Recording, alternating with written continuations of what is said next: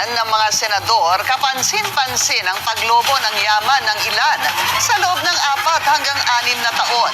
Grabe, kalahati ng mga senador lumobo ang SALN. Paano din kaya nila ito maipaliwanag? Kaya pala ayaw ipatawag ni Senador Lacson si Romualdez, si Martin Romualdez, kasi ituturo niya si BBM. At gigil na si Senate President Soto. At hindi maganda kayong mga senador ay tatayo bilang mga senador judge tapos pupunta kayo sa Malacanang.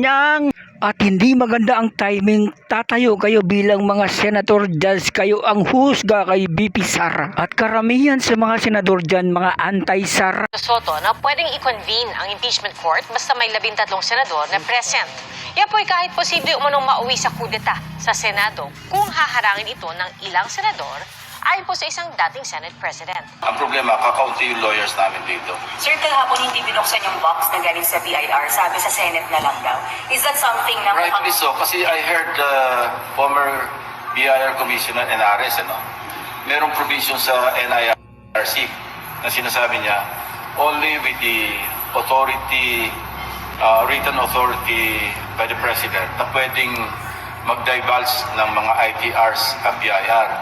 So, kailangan po ninyo. Halos kalahati sa mga senador ang umakyat ang net worth mula 2020.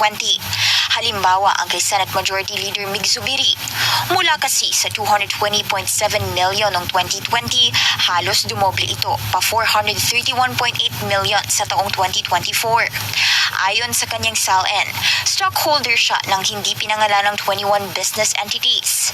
Iba't ibang residential, commercial at agricultural properties naman ang itinala niyang nagkakahalagang 114.7 million. Karamihan sa kanyang personal properties ay shares at mga sasakyan. In total, nasa 517 million ito. Pero may liabilities siyang nasa 200 million. Agarang nilinaw ni Zubiri ang nasabing pag-akyat ng kanyang net worth.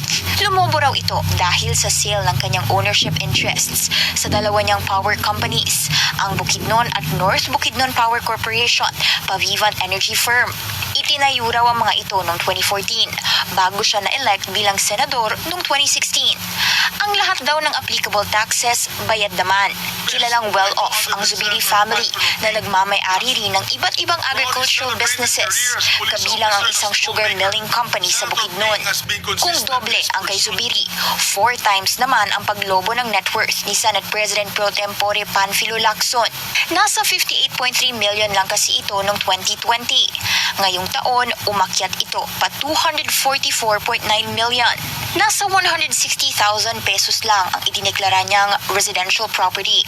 Pero ang kanyang cash, jewelry, investments at iba pang mga kagamitan, gaya ng firearms, nasa 256.8 million in total. Lumobo rin ang liabilities ni Lacson pa 11.8 million na nasa 460,000 pesos lang noong 2020. Stockholder siya ng 4 na kumpanya, kabilang ang San Pedro Calungsod Medical Center. Tumaas din ang net worth ni Senator Bam Aquino mula 2018. Nasa 86.6 million ang itinala niyang net worth ngayong taon na may pag-aaring 7 residential properties. Meron din siyang bonds at stocks at ilang mga kagamitan at 3 sasakyan na in total ay nasa 47.3 million. Wala naman siyang itinalang liabilities ngayong taon kumpara sa kanyang 2018 SALN na merong halos 2.7 million.